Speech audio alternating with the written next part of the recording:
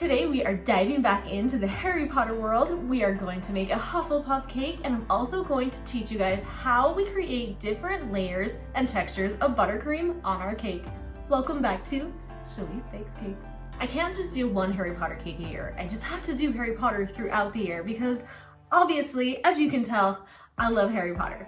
We are making a Hufflepuff cake today, and to start out, we're gonna use different textures and kind of layer up the cake with different textures. I'm gonna show you guys how to achieve it.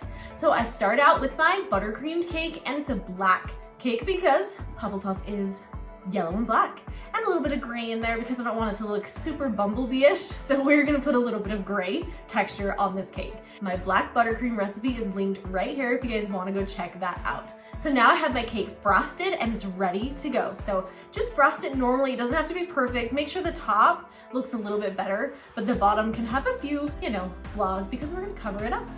So now to make layers on this cake, we're gonna add some buttercream to our pretty frosted cake. I know it looks so pretty and nice, but we are going to add some buttercream. All right, I have gray buttercream because like I said, we're gonna do some gray and yellow and black today.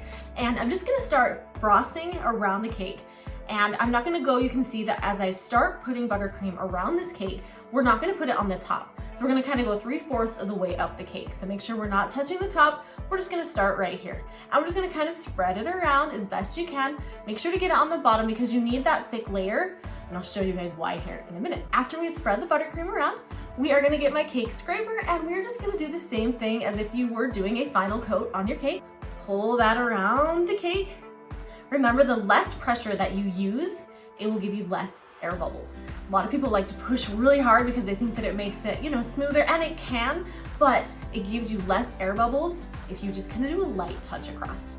You can already see that we've made kind of a layer. So now we have our black buttercream and our gray. Now it's time to add a third layer of buttercream, and we are going to use yellow, and we're going to start by just spreading it around the bottom. So now you can see we have a little bit of gray showing and a little bit of black. So kind of just eyeball it and see how far up you want to go with that yellow. Don't go too high because you want to make sure you can still see those two gray and black layers. So now we're just going to get some buttercream. Make sure that your buttercream is thick.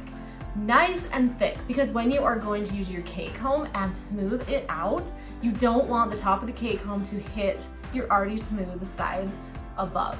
So make sure you have a thicker layer of buttercream. Do this also when you're doing the gray layer above. Make sure that it's thicker. I forgot to say that, but yes, make sure you make it a little bit thicker so that your cake comb will not hit your smooth buttercream above. For this last layer, I'm going to add a little bit of texture.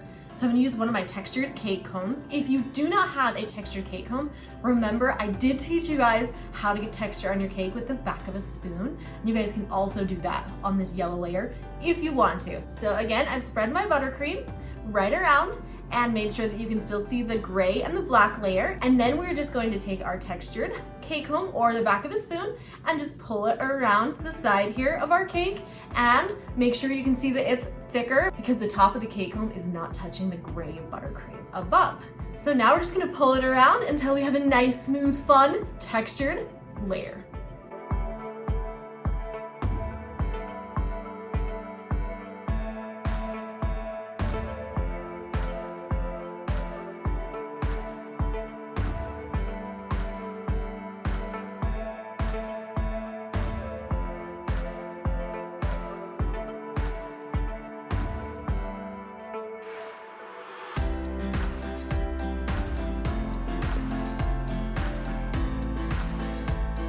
You can see that I added a little bit more buttercream with some of my star tips just to give it that extra Hufflepuff look.